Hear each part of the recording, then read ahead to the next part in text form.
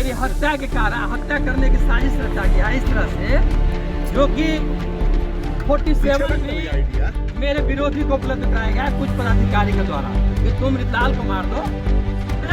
जो मेरे पर केस किया है वो साफ अपने आप में गुनाहगार है। एक किस्ता जी है उनका 54 फ्लैट कब्जा कर लिया है। आरजेडी विधायक और बाहुबली नेता रीतलाल यादव पर रंगदारी मांगने और जान से मारने की धमकी देने के बड़े आरोपों के बाद और पुलिस की भयंकर छापेमारी के बाद रीतलाल ने सरेंडर कर दिया है। बता दें कि बिहार की राजधानी पटना के एक प्रमुख बिल्डर ने आरजेडी विधायक रीतलाल यादव पर रंगदारी मांगने और जान से मारने की धमकी देने का गंभीर आरोप लगाया था। इस मामले में पुलिस ने विधायक के 10 से ज्यादा ठिकानों पर छापेमारी की थी। अब रीतलाल यादव ने अपने सहयोगियों चिक्कू यादव, पिंकू यादव और श्रवण यादव के साथ दानापुर कोर्ट में सरेंडर कर दिया है। बिल्डर ने आरजेडी विधायक पर रंगदारी नहीं देने पर जान से मारने की धमकी देने का आरोप लगाया था। जानकारी के लिए आपको बता दें कि बिल्डर से रंगदारी मांगने और जान से मारने की धमकी देने के मामले में पिछले दिनों पुलिस ने पटना के उनके ठिकानों पर ताबड़तोड़ छापेमारी की। ये छापेमारी पटना के सिटी एसपी के नेतृत्व में की गई। उन पर दर्जनों आपराधिक मामले चल रहे हैं और इस मामले में उन पर 33 लाख रुपए की रंगदारी मांगने का आरोप है। छापेमारी के दौरान पुलिस ने 10 लाख रुपए से ज्यादा नकदी, 77 लाख रुपए के चेक, 6 खाली चेक, संपत्ति की खरीद और बिक्री से संबंधित 14 दस्तावेज और 17 चेक बुक जब्त किए हैं। वकीलों ने बाहुबली नेता के सरेंडर को लेकर क्या कुछ कहा है, आप वीडियो में सुनिए। 25 एक मुकदमा दायर हुआ था रंगदारी के मामले को लेकर, झूठा आरोप लगाकर उसी में इन्होंने आत्मसमर्पण किया। साथ में कौन-कौन कई लोग का नाम भी 4 आदमी आत्मसमर्पण किए हैं इस केस में। चिक्कू यादव और शैलेंद्र कुमार, पिंकू यादव और टिंकू कुमार, रीतलाल राय एंड श्रवण कुमार। मामला क्या था सर? मामला झूठा मामला है, इन पर आरोप लगाया गया है रंगदारी के मामले को लेकर, इनकी छवि को बदनाम करने के लिए। आगे क्या आप लोग आगे इनकी अभी आज आत्मसमर्पण किया, आगे जमानत याचिका दाखिल की जाएगी। बताया जाता है कि किसी बिल्डर में इन पर बनावटी झूठा केस रंगदारी का किया है और उसी में पुलिस वांटेड किए भी थे इनको। जैसे पता चला कि साहब पुलिस के द्वारा हम वांटेड हैं, खगौल थाना कांड संख्या 129/25 में, इसलिए आज रीतलाल यादव वॉलंटरी अपने तमाम वो अभियुक्त जिन्हें अभियुक्त बनाया गया है सभी के साथ आज विद्वान एसीजेएम 5 के न्यायालय में सरेंडर कर गए हैं। जमानत की याचिका नहीं दाखिल की गई है, संभवतः ऐसे 1-2 दिन में हम लोग दाखिल करेंगे। विदित हो कि मुकदमा बिल्कुल झूठा बनावटी है और रंगदारी का केस बनता भी नहीं है। कौन-कौन लोग सरेंडर किए? आज सरेंडर किए हैं विधायक रीतलाल यादव, पिंकू यादव, चिक्कू और श्रवण। रीतलाल जी के मामले में पुलिस की जो कार्रवाई है प्रथम दृष्टया में उसमें कुछ बदले की बू आती है। अनुसंधान बारीकी से होनी चाहिए। फर्स्ट इम्प्रेशन जो पुलिस की दिखी उसमें कई तरह के इंटेंशन फील हुए। कोई एफआईआर हुआ, परमिशन हुआ, जिस तरह से एसटीएफ के ढेर सारे जवान घर पर गए और महिलाओं को तंग किया, ऐसा नहीं होनी चाहिए। जिनके खिलाफ कोई शिकायत है उसकी जांच होनी चाहिए और उसकी वास्तविक स्थिति से पुलिस को भी अवगत होनी चाहिए। तदोपरांत कोई एक्शन होना चाहिए। क्योंकि ये मामला कोई किसी के शिकायत का है और रंगदारी का है, तो इस तरह के चीजों को बहुत ही सावधानी से देखने की जरूरत है। जानकारी के लिए आपको बता दें कि पुलिस की छापेमारी एक स्थानीय बिल्डर की शिकायत के आधार पर की गई। एफआईआर के बाद की जाती है ये छापेमारी, जिसमें यादव और दूसरे 5 लोगों को आरोपी बताया गया। अब सवाल ये कि पूरे मामले पर रीतलाल ने क्या कहा। तो आपको बता दें कि पुलिस द्वारा की गई छापेमारी पर प्रतिक्रिया देते हुए रीतलाल ने अधिकारियों पर प्रताड़ित करने का आरोप लगाया है और कहा कि कार्रवाई राजनीतिक द्वेषपूर्ण भावना और ओछी मानसिकता का परिचायक है।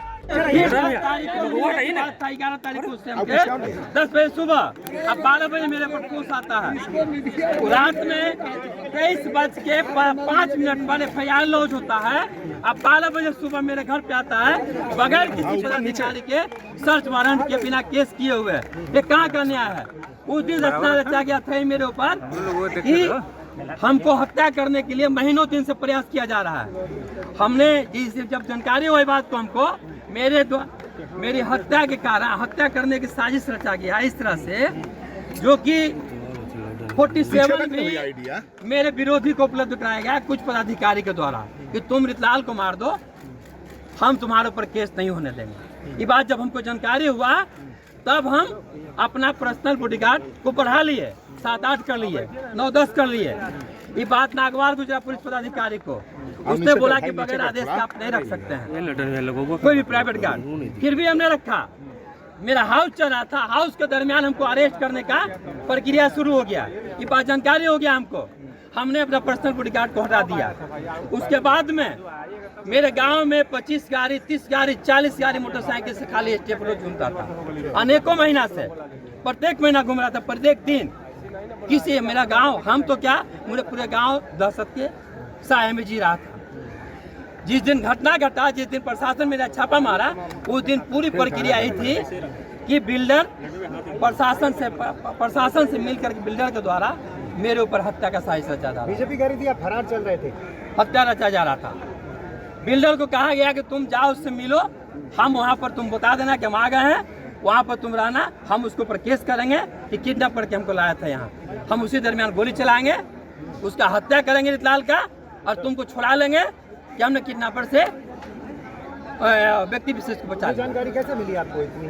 सब प्रशासन के द्वारा। आप प्रशासन है, प्रशासन है, आप ही लोग तो मीडिया है ना। AK-47 किसके द्वारा मुहैया कराई गई थी आपकी हत्या के कुछ लिए? पदाधिकारी के द्वारा। किसको? लेना चाहते हैं रितलाल? मेरे विरोधी है, उनको नाम लेना क्या बोलकर दिया नाम गया? लेना चाहे ना। अब जेल से भी सबसे बड़ी बात तो अभी जेल हम जा रहे हैं। जेल में अब कोर्ट आने दरमियान के, इसमें सबसे बड़ी मेरी जान की खतरा की है।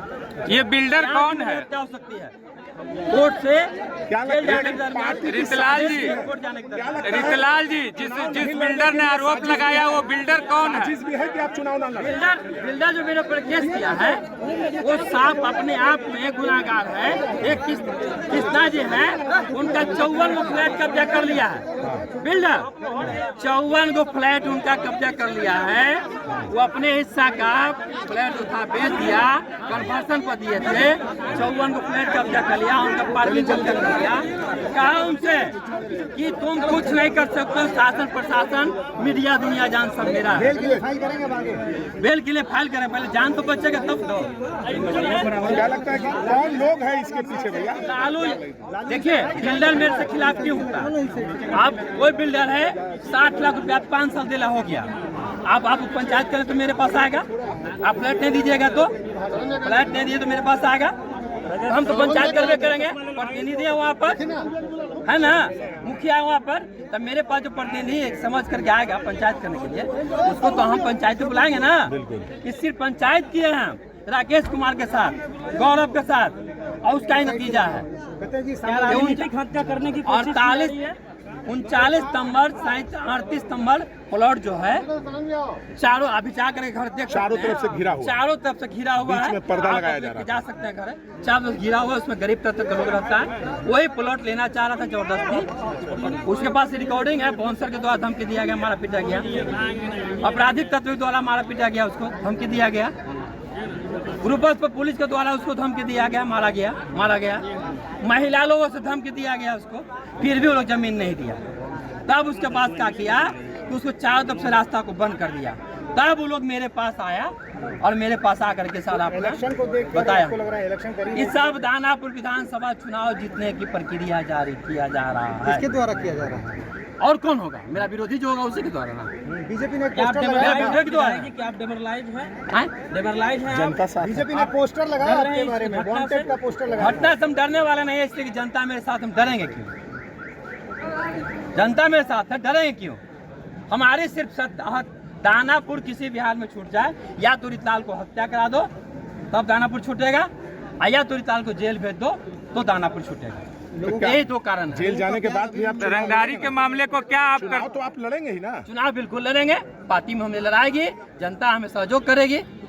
नेता आपके साथ है, तेजस्वी यादव ने कहा है कि खास करके जो पॉलिटिकल एजेंडा के रूप में विधायक पर कार्रवाई कर रही है, और मोकामा में कोई कार्रवाई नहीं होता है। नेता का हम सच्चा सिपाही हैं, हर कदम में कदम मिला के चलने वाला व्यक्ति हम हैं। मेरे साथ तो नेता रहेंगे ना। जिस दिन पुलिस आई थी आप वहाँ थे नहीं, क्या आपको पहले से जानकारी मिल गई? नहीं, इत्तेफाक से उस दिन हम थे नहीं घर पे। 1500 फोर्स किसके यहाँ जाता है? एक आम आदमी के यहाँ एक प्रतिनिधि के यहाँ ATS जाने का क्या मतलब था? आप जी न्यूज देखिए, उस सब साजिश की तरह किया हुआ था वहाँ पर। क्या तुम दिखाना, हम वहाँ प्रूफ कर देंगे, और यही हुआ भी। वहाँ प्रूफ भी किया गया, इसमें 47 AK-56 पकड़ा गया। इस केस को आप क्या कहते हैं? आप जैसे कुछ मीडिया भाई लोग के द्वारा मेरी जान बच गई, मेरा सम्मान बच गया कि 47 वो रख नहीं पाए और हम पकड़ा नहीं। एक शब्दों में क्या जेल कहेंगे? से आने जाने के दरमियान किसी भी कीमत मेरी हत्या कराने की साजिश रखी जा रही है अभी भी। हाँ, और सब उच्च पदाधिकारी के द्वारा। Thank you sir, thank you. ये केस उसी का हिस्सा है क्या? उसी का हिस्सा है, केस उसी का हिस्सा है। दो ही मकसद है, दानापुर तो जब तक रितलाल रहेगा टिकट देंगे, तब तक तो दानापुर से कोई जीतेगा नहीं। इसलिए रितलाल को या तो हत्या करा दो तब चुनाव जीतेंगे, या तो रितलाल को जेल भेज दो तब चुनाव जीतेंगे। मूल मकसद यही बात। इसी साजिश के तहत FIR दर्ज की गई। बस साजिश का दर FIR मेरे ऊपर किया गया है, और वो FIR किया है जो खुद अपने आप ने मतलब गलत साबित कर चुका है कोर्ट उसको। ठीक है ना? हाँ। ठीक है, जाइए। आज तक की एक रिपोर्ट के मुताबिक पुलिस की छापेमारी पर विधायक की पत्नी रिंकू देवी ने भी पुलिस की छापेमारी पर कहा है कि इतनी बड़ी संख्या में पुलिस बल तो आतंकवादी के यहाँ जाता है, और फिर विधायक के घर इतनी बड़ी संख्या में फोर्स की आखिर जरूरत क्या थी?